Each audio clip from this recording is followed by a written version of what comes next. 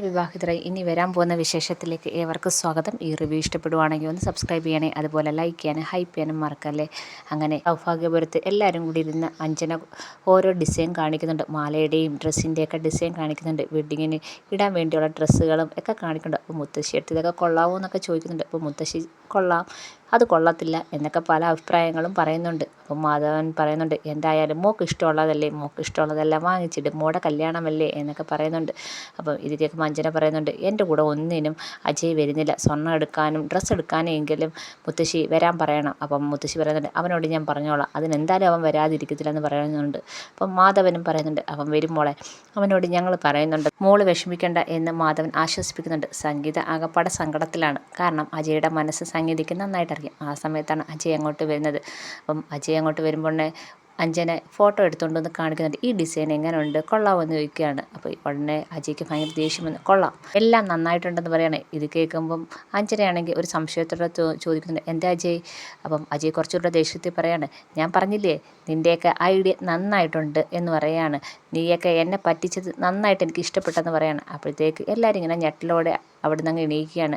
എന്താ മോനെ പറയുന്നതെന്ന് മുത്തശ്ശി ചോദിക്കുകയാണ്. ഞങ്ങളൊക്കെ എന്ത് ചെയ്തെന്ന് അഞ്ജന ചോദിക്കുകയാണ്. നീ ഒന്നും ചെയ്തിട്ടില്ല, നിൻ്റെ ബുദ്ധി കാരണം അന്ന് പൂജയെന്നും പറഞ്ഞ് എന്നെ വിളിച്ചു വരുത്തി കള്ളത്തരം പറഞ്ഞ് നിശ്ചയം അങ്ങ് നടത്തിയെന്ന് പറയാണ്. അപ്പോൾ ഉടനെ അഞ്ജന പറയാണ്, അത് കള്ളത്തരമൊന്നുമല്ല, എൻ്റെ ഒരു ഐഡിയ മാത്രമാണ്. ആ ഐഡിയയ്ക്കാണ് പറയുന്നത് കള്ളത്തരം കാണിച്ച് നിശ്ചയം നടത്തിയെന്ന്. അപ്പോൾ മുത്തശ്ശി ചോദിക്കുന്നുണ്ട്, മോൻ എന്തൊക്കെയാണ് ഈ പറയുന്നത്? നിങ്ങളുടെ നിശ്ചയം കഴിഞ്ഞതല്ലേ, പിന്നെന്താ അതിനെക്കുറിച്ച് ഇപ്പോൾ ഒരു സംസാരം നോക്കിയാണ്. അപ്പോൾ ഉടനെ അജയ് പറയാണ്, നിങ്ങളെല്ലാവരും കൂടെ എൻ്റെ നിശ്ചയം അങ്ങ് നടത്തി, പൂജയെന്നും പറഞ്ഞ് എന്നെ വിളിച്ചു വരുത്തി അന്ന് നിശ്ചയം അങ്ങ് നടത്തി. പക്ഷേ ഞാനും അഞ്ജനയും, ഞാൻ മുത്തശ്ശിയുടെ കൊച്ചുമക്കളല്ലേ, ഈ വീട്ടിൽ എനിക്കും അഞ്ജനയ്ക്കും ഒരേ സ്ഥാനമല്ലേ ഉള്ളത്. നിങ്ങളെല്ലാവരും അഞ്ജനയുടെ സന്തോഷവും ആഗ്രഹവും മാത്രം നോക്കി. പക്ഷേ ആരെങ്കിലും എൻ്റെ അഭിപ്രായം ചോദിച്ചോ? എനിക്ക് അഞ്ജനയെ കല്യാണം കഴിക്കാൻ ഇഷ്ടമാണോ എന്ന് അന്വേഷിച്ചിട്ടുണ്ടോ? എല്ലാവരും കൂടെ അന്ന് പറ്റിച്ച് എന്നെ ഇവിടെ വിളിച്ചു വരുത്തി അങ്ങ് നിശ്ചയം നടത്തി. ഞാൻ അറിഞ്ഞത് പോലുമില്ലെന്ന് ഭയങ്കര വിഷമത്തോടെ അജയ് പറയുന്നുണ്ട്. ഇത് കേൾക്കുമ്പോൾ സംഗീതയ്ക്ക് നല്ല വിഷമം വരുന്നുണ്ട്. മുത്തശ്ശിക്കും ആർക്കും ഒന്നും മിണ്ടാൻ പറ്റുന്നില്ല. അപ്പോൾ ഉടനെ മാധവൻ ചോദിക്കുന്നുണ്ട്, നീ എന്താ പറഞ്ഞു വരുന്നത്? അപ്പോഴത്തേക്ക് അഞ്ജനെ തട്ടി മാറ്റിയിട്ട് നേരെ അജയ് മാധവൻ്റെ അടുത്ത് വന്നിട്ട് പറയാണ്, ഞാൻ ഇവളെ ഈ നിൽക്കുന്ന അഞ്ജനെ വിവാഹം കഴിക്കാൻ തയ്യാറല്ല, എനിക്കിഷ്ടമല്ല ഇവളെ വിവാഹം കഴിക്കുന്നതെന്ന് പറയാണ്. അപ്പോഴത്തേക്ക് എല്ലാവരും ഞെട്ടുന്നുണ്ട്. അഞ്ജന ഇങ്ങനെ കണ്ണ് തെള്ളിങ്ങനെ നോക്കുവാണ്. എന്താ അജയ് പറയുന്നതെന്ന് അഞ്ജന ചോദിക്കുകയാണ്. മനസ്സിലായില്ലേ, എനിക്ക് നിന്നെ ഇഷ്ടമല്ല, എനിക്ക് നിന്നെ ഭാര്യയാക്കാൻ എനിക്കൊരു താല്പര്യമില്ല, അത് നിനക്ക് നന്നായിട്ടറിയാം. പല വട്ടവും ഞാൻ നിന്നോട് പറഞ്ഞിട്ടുണ്ട്, പക്ഷേ നീ അത് കേൾക്കാൻ തയ്യാറായിട്ടില്ല. അമ്മായിയടുത്ത് ഞാൻ പറഞ്ഞിട്ടുണ്ട്, പക്ഷേ ആർക്കും അതൊന്നും കേൾക്കാണ്ട് എങ്ങനെയെങ്കിലും അഞ്ജനെ കൊണ്ട് എന്നെ വിവാഹം കഴിപ്പിക്കുക, ഇത് മാത്രമേ എല്ലാവരുടെ ഉദ്ദേശം. എൻ്റെ ആഗ്രഹമോ ഇഷ്ടമൊന്നും ആരും ചോദിച്ചറിഞ്ഞിട്ട് പോലില്ല, ഈ മുത്തശ്ശി പോലും അന്വേഷിച്ചിട്ടില്ല എന്ന് പറയാണ്. ഉടനെ മുത്തശ്ശി പറയുന്നുണ്ട്, നിനക്ക് അഞ്ജനെ വിവാഹം കഴിക്കാൻ താല്പര്യം ഉണ്ടായോണ്ടല്ലേ അന്ന് അവരെ കൂട്ടിക്കൊണ്ടുവന്നത്, പിന്നെന്താ മോനിപ്പോൾ ഇങ്ങനെ പറയുന്നതെന്ന് മുത്തശ്ശി ചോദിക്കുന്നുണ്ട്. മുത്തശ്ശി, അന്ന് മുത്തശ്ശി ഇവിടെ ഒന്നും കഴിക്കാതെ മരുന്നും കഴിക്കാതെ ഇരുന്നത് കൊണ്ട് മുത്തശ്ശിക്ക് സമാധാനമാവട്ടെ എന്ന് വിചാരിച്ചാൽ ഇവരെ കൂട്ടിക്കൊണ്ടുവന്നത്. അതിനർത്ഥം എനിക്ക് അഞ്ജനെ വിവാഹം കഴിക്കാൻ താല്പര്യമില്ലെന്നല്ല.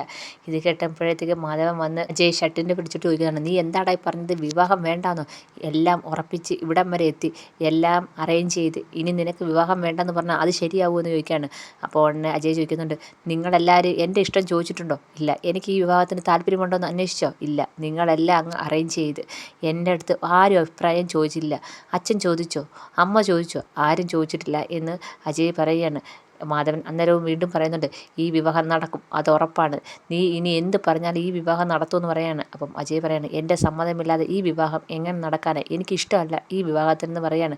അപ്പോഴത്തേക്ക് സംഗീതയും സത്യദാസും കൂടെ വന്ന് മാധവനെ പിടിച്ചു മാറ്റുന്നുണ്ട്. അപ്പം അജയ് പറയുന്നുണ്ട്, ആരിനി ബഹളം വെച്ചാലും എൻ്റെ മനസ്സിലെ കാര്യം ഞാൻ പറഞ്ഞത്, ഇനിയെങ്കിലും ഞാൻ ഇത് തുറന്ന് പറഞ്ഞില്ലെങ്കിൽ എല്ലാവരോടും കാണിക്കുന്ന വഞ്ചനയാണ്. എനിക്ക് അഞ്ജനെ വിവാഹം കഴിക്കാനും പറ്റത്തില്ല, എൻ്റെ ഭാര്യയായി അവളെ കാണാനും പറ്റത്തില്ല എന്ന് പറയാണ്. എന്നിട്ട് മുത്തശ്ശി എടുത്തുകൊണ്ട് പറയാണ്, മുത്തശ്ശി, ഞാനും അഞ്ജനയും മുത്തശ്ശിയുടെ കൊച്ചുമക്കളല്ലേ, ഞങ്ങളുടെ ആഗ്രഹങ്ങൾ ഒരാടെ മാത്രം ആഗ്രഹം സാധിച്ചു കൊടുത്താൽ മതിയോ? ഞാനും മുത്തശ്ശിയുടെ കൊച്ചുമോനല്ലേ എന്ന് ചോദിക്കുന്നുണ്ട്. അപ്പോൾ മുത്തശ്ശി ഇങ്ങനെ സങ്കടത്തോടെ അജയ് നോക്കുന്നുണ്ട്. എനിക്ക് ഈ വിവാഹത്തിന് താല്പര്യമില്ല, അതുകൊണ്ട് തന്നെ അന്നിട്ട് ഈ വിവാഹമോതിരം ഞാൻ ഊരുക എന്ന് പറയാണ്. അപ്പം പെട്ടെന്ന് ഞെട്ടലോടെ മുത്തശ്ശി ഇങ്ങനെ അജയ് നോക്കുന്നുണ്ട്. അഞ്ജനയാണെങ്കിൽ ഭയങ്കര സങ്കടത്തോടെയും വിഷമത്തോടെയും ഇങ്ങനെ അജയ് നോക്കുന്നുണ്ട്. ഭവാനിയാണെങ്കിൽ ഇങ്ങോട്ട് വന്നിട്ട് ചോദിക്കുകയാണ്, നീ എന്താ ഈ പറയുന്നത്? എൻ്റെ മോളെ വിവാഹം കഴിക്കാൻ പറയാം എന്നും പറഞ്ഞ് വാക്കും കൊടുത്ത് നിശ്ചയം കഴിഞ്ഞിട്ട് ഇനി താല്പര്യമില്ല, വിവാഹമോതിരം ഊരി മാറ്റാനെന്നോ? ഇത് കേൾക്കുമ്പോൾ അജയ് പറയുന്നുണ്ട്, അമ്മായിയെടുത്ത് ഞാൻ എത്രയോ വട്ടം പറഞ്ഞിട്ടുണ്ട് എനിക്ക് അഞ്ജനെ വിവാഹം കഴിക്കാൻ താല്പര്യമില്ലെന്ന്. അവളോടും പറഞ്ഞിട്ടുണ്ട്. പക്ഷേ ആരെങ്കിലും കേട്ടോ? എൻ്റെ അഭിപ്രായത്തിന് ആരെങ്കിലും വില തന്നിട്ടുണ്ടോ? ഇല്ല. പിന്നെ ഞാൻ ഈ ഒരു തീരുമാനം ഇപ്പോൾ എടുക്കുന്നതുകൊണ്ട് കുറ്റം പറയാൻ പറ്റുമെന്നൊക്കെ അജയ് ചോദിക്കുന്നുണ്ട്. അപ്പോൾ ഭവാനി ഭയങ്കര ദേഷിക്കണം. നീ എന്താ ഈ പറയുന്നത്?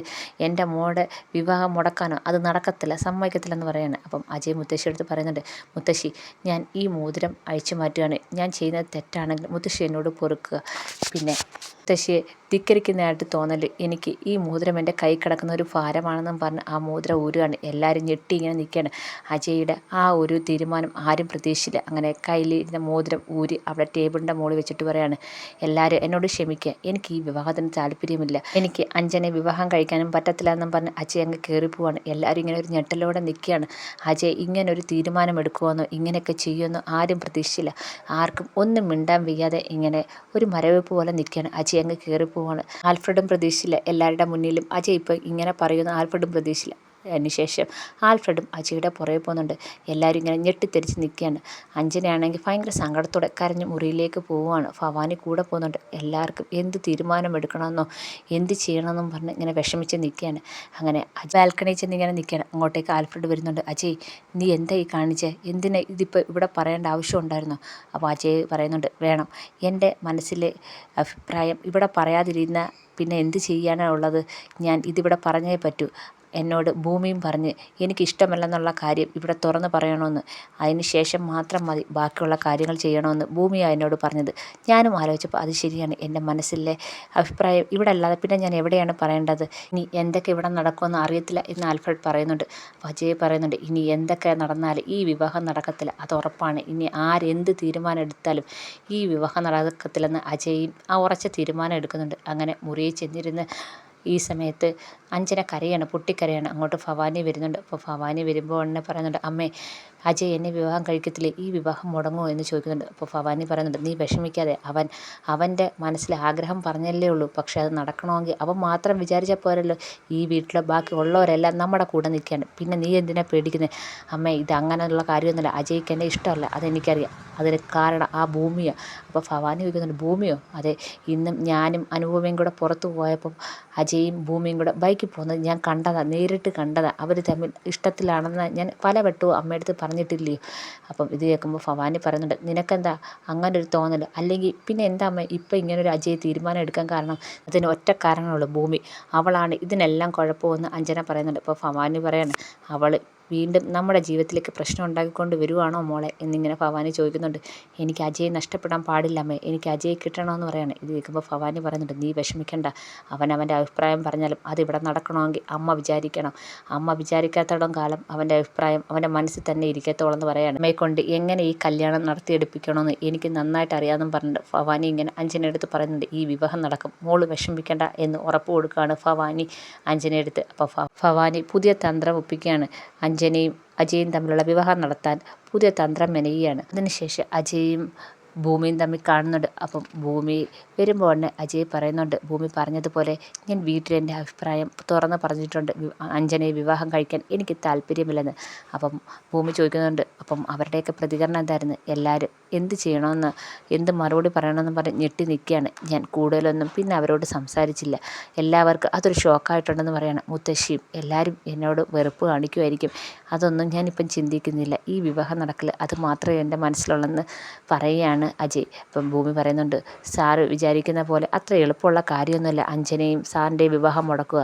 കാരണം അഞ്ജന സാറിനെ വിവാഹം കഴിച്ചേ പറ്റത്തുള്ളൂ പറഞ്ഞ് നടക്കുകയാണ്. അതുകൊണ്ട് ഇനിയും പല പ്രശ്നങ്ങളും ഉണ്ടാവും. എന്തായാലും സാറിൻ്റെ അഭിപ്രായം അവിടെ തുറന്നു പറഞ്ഞല്ലോ, ഇനി നമ്മൾ തമ്മിലുള്ള ഡീല് മുന്നോട്ട് കൊണ്ടുപോകാമെന്ന് ഭൂമി പറയുന്നുണ്ട്. അപ്പം അജയ് പറയുന്നുണ്ട്, അതെ, ഭൂമി പറഞ്ഞപ്പോഴാണ് ഞാനും ആലോചിച്ചത്, എൻ്റെ തീരുമാനം അവിടെ അറിയിക്കണം എന്ന് എനിക്ക് തോന്നിയതും അപ്പോഴാണ്. എന്തായാലും ഇനി നമ്മൾ തമ്മിലുള്ള കരാറുമായിട്ട് നമുക്ക് മുന്നോട്ട് പോകാം എന്ന് അജയും ഭൂമിയും തീരുമാനിക്കുകയാണ്. ഈ സമയത്ത് സൗഭാഗ്യപുരത്ത് ആകപ്പാടെ പ്രശ്നമാണ്. മാധവൻ സംഗീതയെടുത്ത് പറയുന്നുണ്ട്, എന്തായാലും അജയും അഞ്ജനയും തമ്മിലുള്ള വിവാഹം നടന്നേ പറ്റത്തുള്ളൂ എന്ന് പറയുകയാണ്. ഉടനെ സംഗീത പറയുന്നുണ്ട്, നമ്മുടെ മോന് അത് ഇഷ്ടമല്ലെങ്കിൽ പിന്നെ എന്തിനാ മാധവേട്ടൻ അതിനെ നിർബന്ധിക്കുന്നത്? അവന് ഇഷ്ടമല്ലെങ്കിൽ ഈ വിവാഹം നടക്കണ്ട, അഞ്ജനയ്ക്ക് വേറെ വിവാഹം നമുക്ക് ആലോചിക്കാം. അജയ് വിജയ്ക്ക് ഇഷ്ടമല്ലെങ്കിൽ നമ്മൾ എന്തിനാണ് നിർബന്ധിക്കുന്നത്? അവൻ്റെ ജീവിതമല്ലേ, നമ്മുടെ മോൻ്റെ ജീവിതമല്ലേ എന്നൊക്കെ സംഗീത പറയുന്നുണ്ടെങ്കിലും മാധവൻ സമ്മതിക്കുന്നില്ല. ഈ വിവാഹം അമ്മയുടെ ആഗ്രഹമാണ്, ഇവിടം വരെ എത്തിച്ച്, എന്നിട്ട് പെട്ടെന്ന് വേണ്ടാന്ന് പറഞ്ഞാൽ നടക്കത്തില്ല. ഇനി അവൻ്റെ അഭിപ്രായം ആരും നോക്കുന്നില്ല, ഈ വിവാഹം നടന്നിരിക്കും എന്ന് മാധവൻ ഉറപ്പിച്ച് പറയാണ്. സംഗീത ആകെപ്പാടെ വിഷമത്തിലാണ്. സംഗീതയ്ക്കാണെങ്കിൽ മോൻ്റെ ആഗ്രഹം തള്ളിക്കളയാനും പറ്റുന്നില്ല. മാധവനാണെങ്കിൽ ഈ കല്യാണം നടത്തിയേ പറ്റത്തുള്ളൂ എന്ന് വാശിയിലുമാണ്.